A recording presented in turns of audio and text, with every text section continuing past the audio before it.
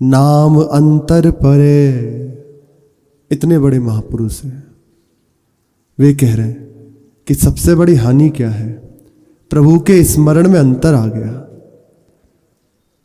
जितनी देर अंतर है आप उसी क्षण देखना, यदि अंतर्मुख वृत्ति है तो जान पाएंगे कि कोई ना कोई मन नया जाल रच देता है।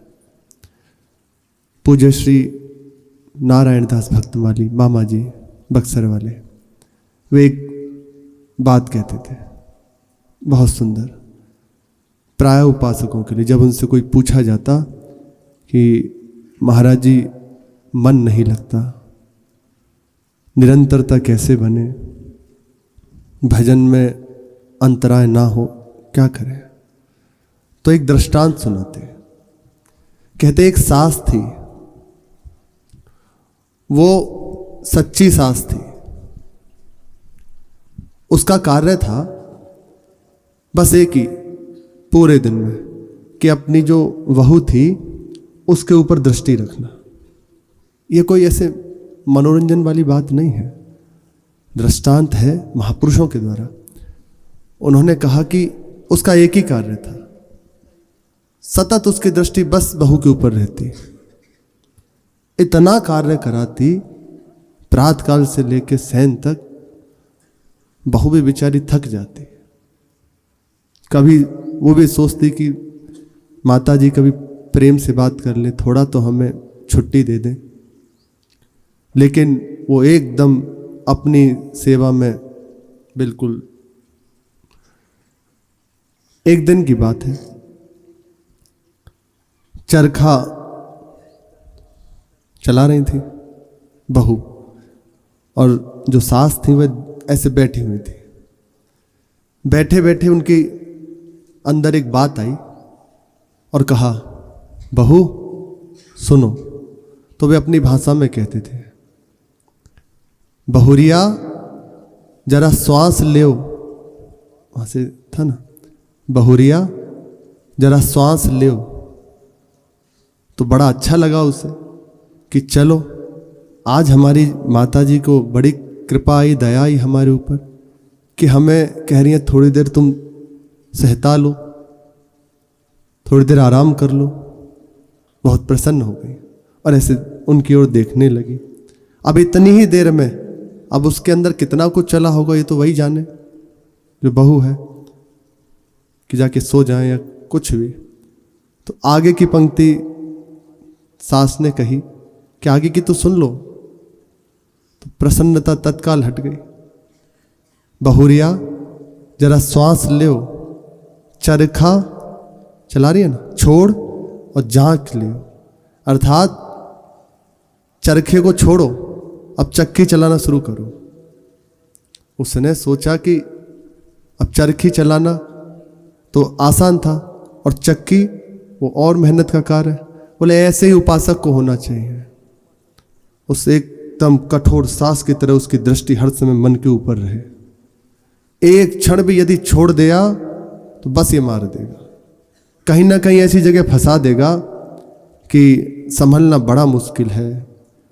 जंगल में जब बहेलिया जाता है और हिरन को फंसा लेता है तो इतना सावधान वह उस समय होता है कि यदि ये हिरन इस समय निकल गया, एक बार निकल गया, तो दोबारा हाथ में आना बड़ा मुश्किल है।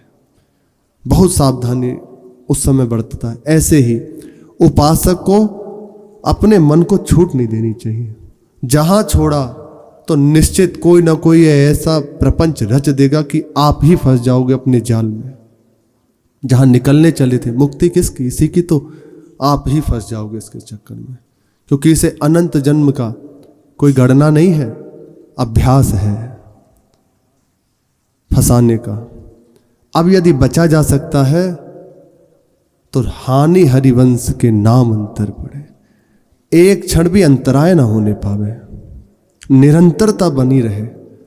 मन लगे ना लगे ये निश्चित लग जाएगा। इस पे यदि ध्यान दिया तो परेशान हो जाओगे, इस पे ज़्यादा ध्यान नहीं देना। जहाँ भी हैं, जैसे भी हैं।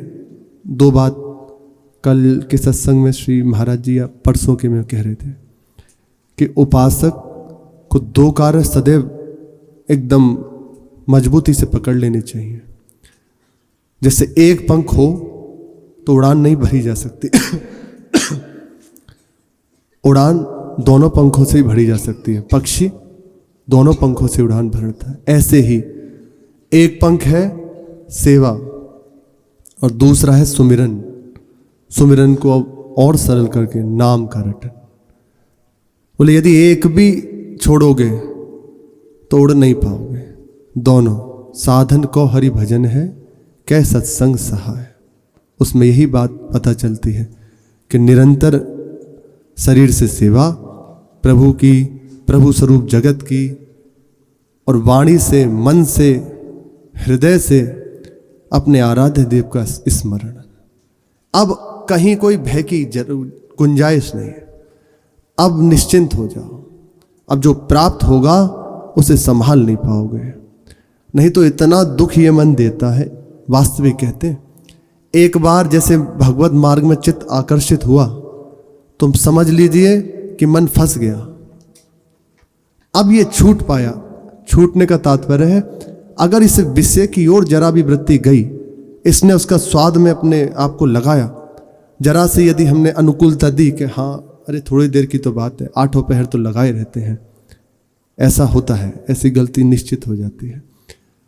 बहुत सावधान जो उपासक है वही संभल पाते हैं।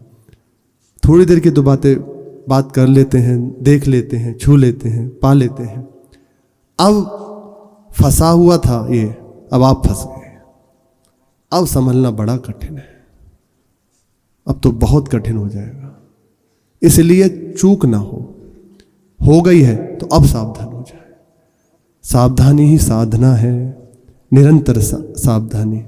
जितना आप सावधान रहेंगे, इसमें ये विचार ना करें कि हम तो आश्रित हैं। फिर ऐसी बात क्यों? आश्रित है और चिंतन छूट जाए, अपने आश्रित दाता को भूल जाए तो कैसा आश्रय? आप विचार कीजिए। धन का आश्रय लिया तो एक क्षण भूल पाते हैं। जेब में 10-20 हज़ार, 50 हज़ार, लाख रुपए रखे हों, कोई बहुत बड़ी रकम का चेक रखा हो, और आप कहीं जा रहे हो और आपको पता है कि इसी से मेरा कार्य होना है अमुक जगह जाकर, तो आप भूल जाएंगे, उसे भूल जाएंगे। कई बार ऐसी दृष्टि जाएगी, है कि नहीं? हाथ डाल के देखेंगे। जाते जाते 10-5 बार तो देख ही लेंगे, हाँ है, गिर तो नहीं गया। पहुंचकर जब तक उसे समर्पित नहीं कर देंगे तब तक हृदय शांत नहीं होगा। तो आश्रय हुआ ना उसका, भूले। ऐसे जिसका आश्रय लोगे भूल कैसे सकते हैं? सेवक जी कह रहे हैं बार बार यही है। हानि हरिवंश के इतने बड़े महापुरुष हैं, वे कह रहे हैं, सेवक शरण सदा रहे, अनत नहीं विश्राम, वाणी श्री हरिवंश की, कै हरिवंश ही नाम। या तो वाणी जी या नाम, एक क्षण इससे बिलग नहीं रहते। ये हमारे हृदय में निरंतरता बनी रहे, हम चूके ना, हमारी स्मृति निरंतर प्रभु के चरणों में तैल धारावत पहुंचे। सरल उपाय है इसका, भक्त संग, भक्त संग। आज तक जितने महापुरुष हैं सब ने एक मत से कहा है कि इसमें कोई और प्रयास नहीं, केवल महापुरुषों का सानिध्य। सच्ची कहते हैं, एक क्षण में चित्त की वृत्ति ऐसी हो जाती है कि जो बहुत समय तक आप अभ्यास करें तब भी नहीं संभाल पाए। वो एक क्षण में महापुरुषों की कृपा, जैसे प्रसंग चल रहा है, इन्हीं की कृपा से ये सामर्थ्य आ पाती है। ये तो अपने बस में नहीं है, अपने मन को लगा सके। जब देखते हैं ऐसी स्थिति, कहाँ सीधा तन्मयता होती है, सीधी तन्मयता, जैसा गुरुजन बताते हैं, सीधी तन्मयता होती है। प्रभु आप देख लो, तो देखो कौन है सामने, आराध्य देव खड़े हैं। उन्हीं के लिए तो सब सावधानी और साधन हो रहा है, सीधे खड़े हैं सामने। बस कैसे? महापुरुषों की कृपा से। ऐसा तो प्राय सभी के साथ होता होगा, गुरुजनों की कृपा से, कि जिस महापुरुष का चरित्र सुन रहे हैं, उनका चिंतन जैसे वे आराध्य देव के लिए उस समय अपने हृदय में व्याकुल है, तो हमारा भी हृदय उस समय व्याकुल हो, ऐसा तो होना ही चाहिए। क्योंकि इसमें अपना बल नहीं है, होना ही चाहिए। इसमें बल है इन महापुरुषों का, इनकी कृपा का। ये चित्त को घसीट लेते हैं। इसलिए श्रीमद् भागवत में वर्णन है कि हे प्रभु, आपकी लीलाओं का, कथाओं का ऐसा अद्भुत प्रभाव है कि हृदय बिना किसी प्रयास के आपके चरणों में आसक्त हो जाता है। प्रभु की लीलाओं का श्रवण करने वाले के हृदय में प्रभु आकर विराजमान हो जाते हैं, जो अन्य किसी भी तरह संभव नहीं। श्री भ्रमण गीत में श्री जी के वचन है, वहां तो स्पष्ट रूप से नहीं कहा गया, लेकिन महापुरुषों ने जो देखा वे कह रहे हैं। पूरा श्लोक तो हमें नहीं याद, अंतिम पंक्ति याद है, और ये हम बहुत पहले सुने थे। भिक्षु चरेयाम चरंती ते। ये प्रारंभिक ऐसे है कि जिनको आपकी लीलाओं का, कथाओं का चस्का एक बार लग गया, जिन्हें आपके कीर्तन का, आपके प्रेमी जनों के सानिध्य प्राप्त हो गया, अब वह न अपने घर का रहेगा, न परिवार का रहेगा, सब कुछ त्याग कर श्री वृंदावन धाम में, आपकी लीला स्थलियों में मधुकरी के द्वारा अपने उदर का पोषण करता हुआ, कंथा धारण करके, लंगोटी लगाकर रात दिन आपके लिए विकल रहता है। ये उनकी लीलाओं का प्रभाव है। तब कथामृतम तप्त जीवनम। आपकी कथाओं से जलता हुआ हृदय सहज रूप से शीतलता का अनुभव करता है। ये सबसे बड़ा उपाय है प्रभु के अपने चित्त को शांत करने का, प्रभु के चरणों में अर्पित करने का, प्रभु की लीलाओं का गायन श्रवण।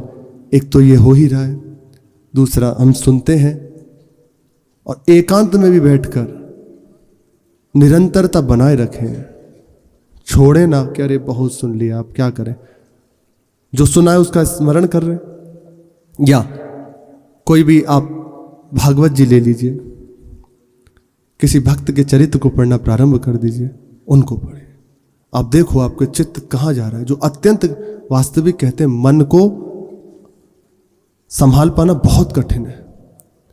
अगर इसको संभाला जा सकता है तो बस यही एक साधन है, सहज साधन, सरल साधन है। प्रसंग चल रहा है श्री मीरा जी की अद्भुत विरह दशा। द्वारिका में समुद्र के किनारे गोमती तट पर बैठ जाती और उसकी शोभा देखकर बस निरंतर भाव में डूबी रहती। कई बार उनके नेत्रों के सामने द्वारिका प्रकट हो जाती, देखती कि देखो ये अमुक हैं, ये अमुक हैं, कृतवर्मा हैं, ये सांब हैं, ये प्रद्युम्न हैं, आदि आदि सबका दर्शन करती। फिर देखती कि देखो वे द्वारिकाधीश मेरे पति पधार रहे हैं।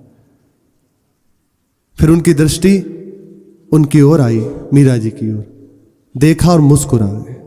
जैसे ही देखा कि वे मुस्कुराए हैं, उन्माद दशा उठी और वहीं नृत्य करने लगी, मूर्छित हो जाती। तो वहां जितने भी यात्री जन थे, भक्त जन थे, सब उनकी चरण रज को मस्तक पर लगाते, अपने आप को कृतार्थ मानते, उनके भाग्य की बड़ी सराहना करते। दासियां, उनकी सखियां बहुत विकल, क्या करें, क्योंकि ये दशा अब निरंतर बढ़ती जा रही है। शरीर की सुधि नहीं, हृदय इतना विकल जैसे मछली को जल से निकाल के रख दिया जाए, तड़पती है, ऐसे उनके हृदय की दशा होती रहती। कैसे रिझाऊं, कैसे मिलोगे प्रभु बिना ना सररी माय, म्हारो प्राण निकल्या जाए, हरि बिन ना सरे माय। प्रभु बिन नासरी माय। कैसी स्थिति है। कमठ दादुर बसत जल में, जलसू उपजाय। उसी जल में मगर भी रहता है और दादुर भी रहता है, लेकिन जल से बिछुड़न की जो व्याकुलता है वह कौन जानता है। मीन जल सो बाहर की ना, तुरत ही मर जाए। मछली उसको जानती है। मछली का प्रेम जल से है, पर जल का प्रेम मछली से नहीं। प्रेमी को कई जगह प्राय उपमा दी जाती है। उसकी आसक्ति जैसे मछली की आसक्ति जल से है। बन बन ढूंढत फिरी में आली, सुधी नहीं पाए।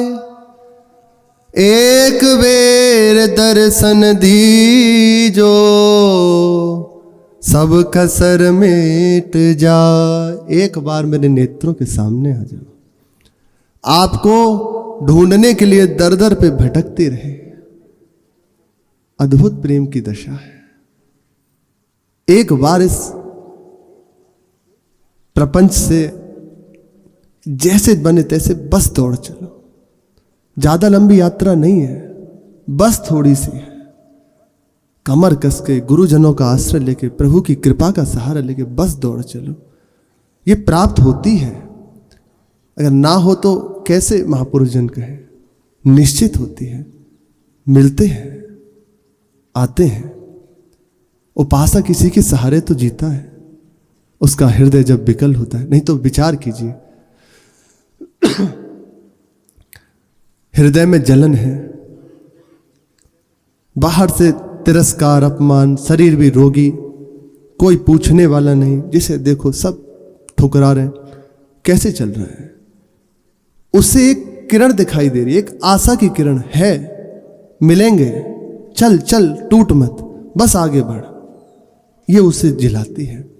इसी में वे कई बार देखता है दिव्य स्वप्न में उसके आराध्य देव उसके मानस पे झलक रहे हैं। उसका चित्त बैठे बैठे एकदम विकल हो गया। ये मिलता है, आवश्यकता है। विश्वास पूर्वक बस एक बार दौड़ चले, कस ले कमर। बहुत देख लिया, बहुत पा लिया, अब नहीं चाहिए कुछ।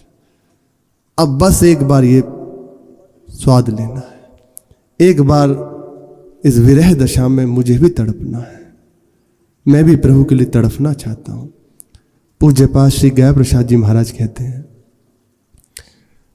रे भाई, यदि तुम मेरे खिलौना के दिए भय, लालजू के लिए कह रहे हैं, मेरे प्यारे के दिए भय समय को सदुपयोग कर रहे हो, जो तुम्हें बाने दियो है, ब्रजवासी शरीर था, वे कह रहे जो तुम्हें बाने दियो है, बा को बिल्कुल उपयोग कर रहे हो, अर्थात अपने समय को व्यर्थ नहीं गवाते, रात दिन प्रभु की सेवा में लगे हुए हो।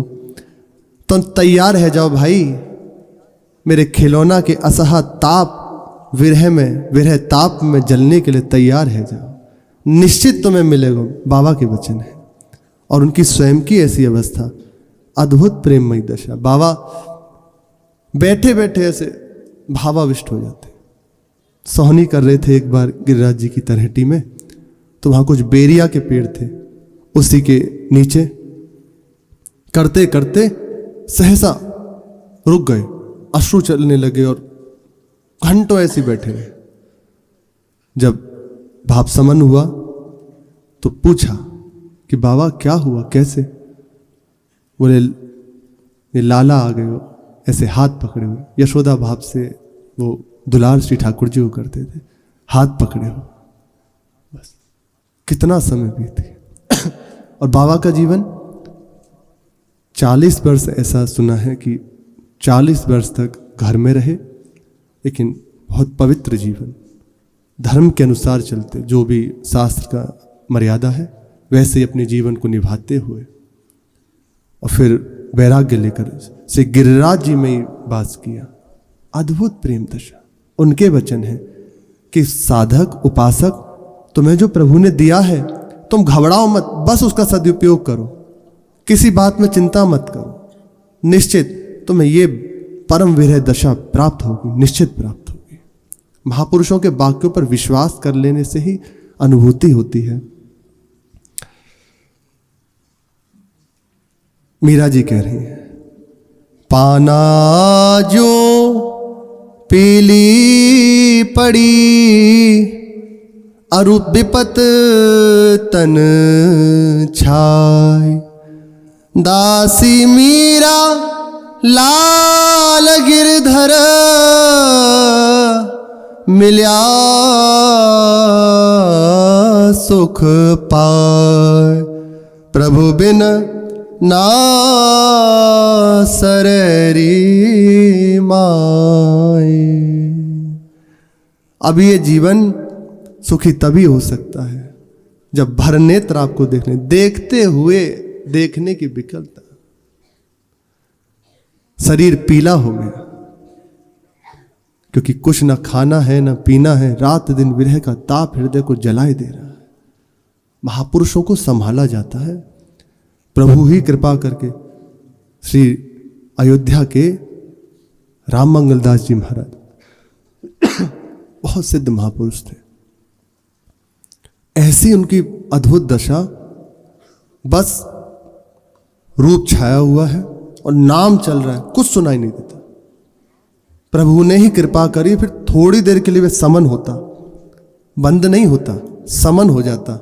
तो कुछ देर वह ऐसे तख्त पे बैठ जाते, तो भक्तजन आ जाते, कुछ पूछा तो बता दिया, उतनी ही देर में सब कर दिया। और बहुत विरह दशा। एक बार ऐसे आसन में बैठे हुए थे, शरीर जलने लगा, हृदय में जो विरह अग्नि थी वो इतनी बढ़ गई, तत्काल श्री जानकी जी प्रकट हुई और ऐसे सर पर ऐसे हाथ रख दिया। अगर उस समय प्रकट नहीं होती तो शरीर भस्म हो जाता, विरह की ताप से। होता है, अभी की बात है, कोई ज्यादा समय नहीं, अभी बहुत से बहुत 80 वर्ष 100 वर्ष। श्री मीरा जी ने अपने केस मुड़वा दिए और भगवा वस्त्र धारण कर लिया।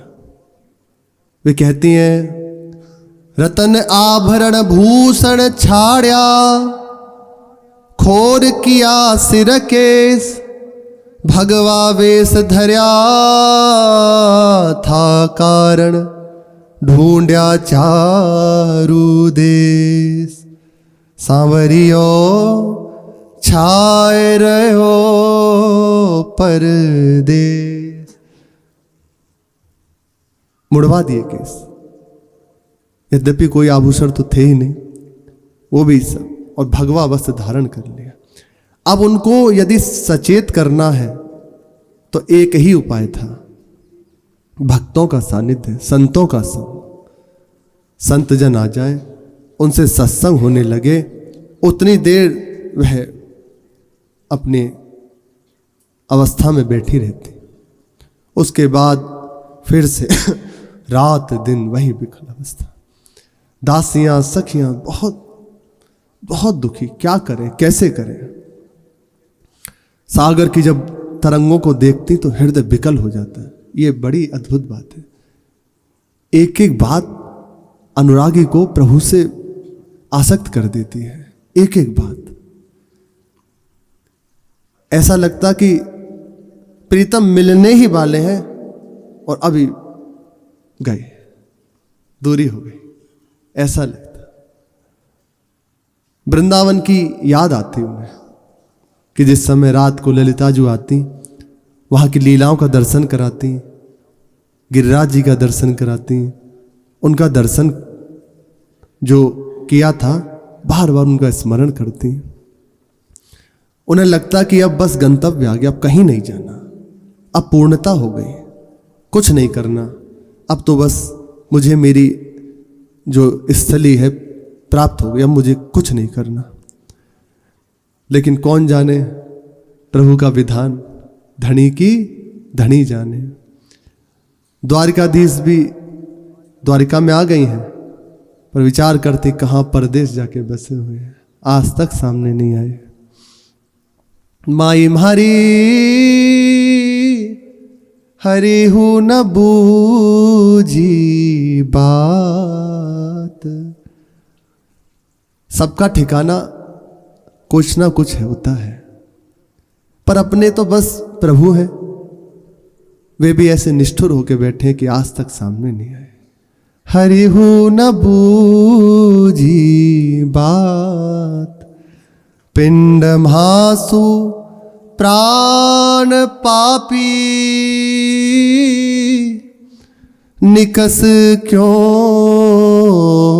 ना जात। माई म्हारी हरि हूँ न बूझी बात। थोड़ा चित्त जोड़ो, थोड़ा सा, क्या क्या दशा हृदय की होगी।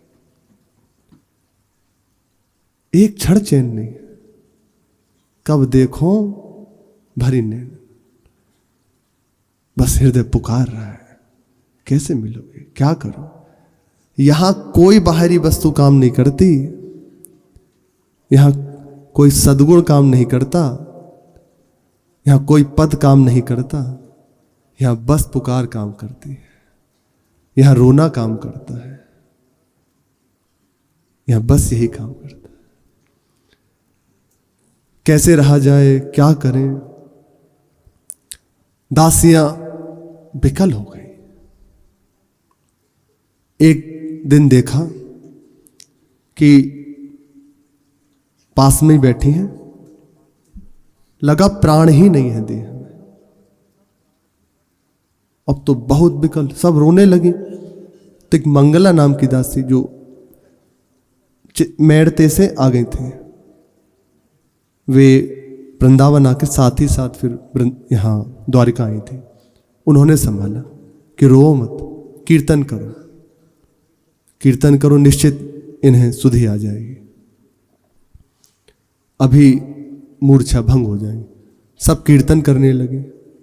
तो जितनी देर कीर्तन किया और जितनी देर वह मूर्छा में थी, उतनी देर तो कम से कम है, ऐसा लगा कि मानो बहुत आनंद से है, बाहर से कोई तड़पन नहीं है, विकलता नहीं है। लेकिन जैसे ही मूर्छा हटी, अब तो वैसे ही फिर तड़पना शुरू। अब उन्हें और दुख कि कम से कम मूर्छित थी तो कोई बात तो नहीं, इन्हें हमने जगाकर मूर्छा भंग कर कर और दुख दे दिया। प्रभु से प्रार्थना करते हैं, प्रभु कृपा करो, इनकी इस दशा को संभालिए, नहीं तो हमारे प्राण छूट जाएंगे। यदि आपको ऐसा लगता है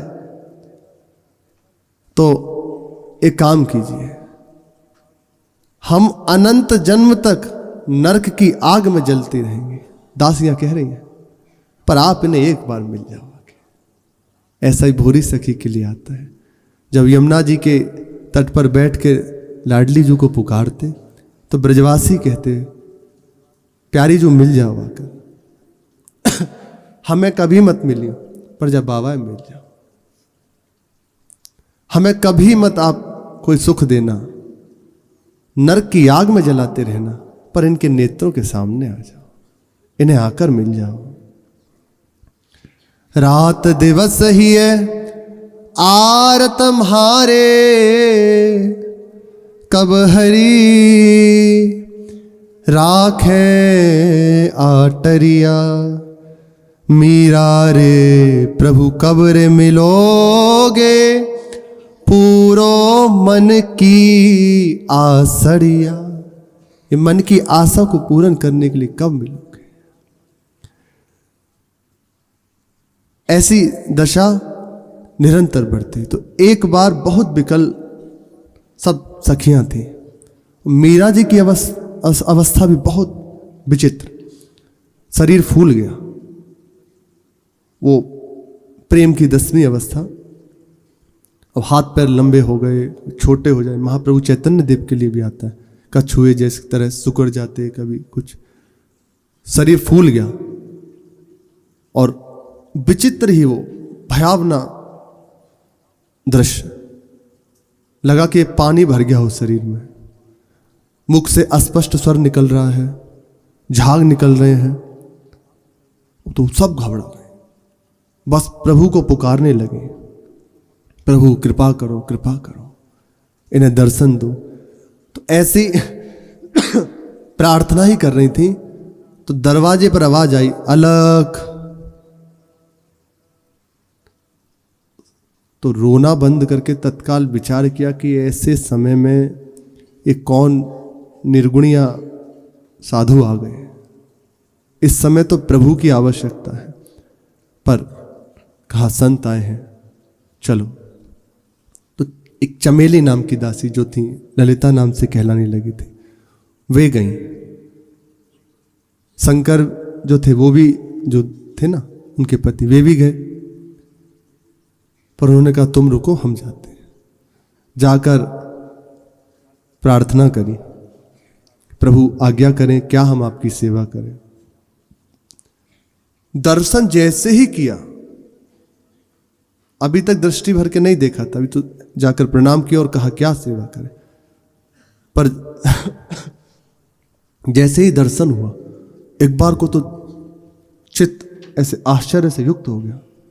ऐसा दिव्य स्वरूप, 15-16 वर्ष की अवस्था, बस सन्यासी भेष, श्याम रंग, लगा कहीं देखा है।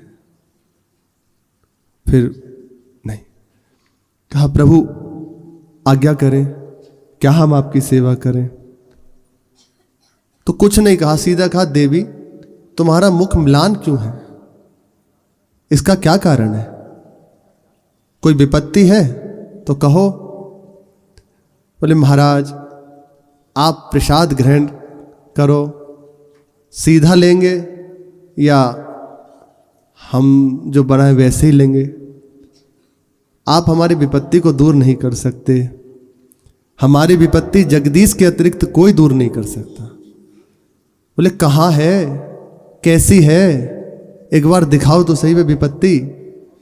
तो जब ऐसा कहने लगे तो लगा बालक है, तो थोड़ी खीज हुई। बोले आप बालक हैं महाराज, आप हमारे रोग को दूर नहीं कर सकते, हम कह रहे ना आपके बस की बात नहीं है। पीछे से मंगला नाम की दासी ऐसे आके खड़ी हो गई थी। उन्होंने भी जब देखा तो लगा कि देखा है कहीं, क्योंकि मेड़ते में रही थी।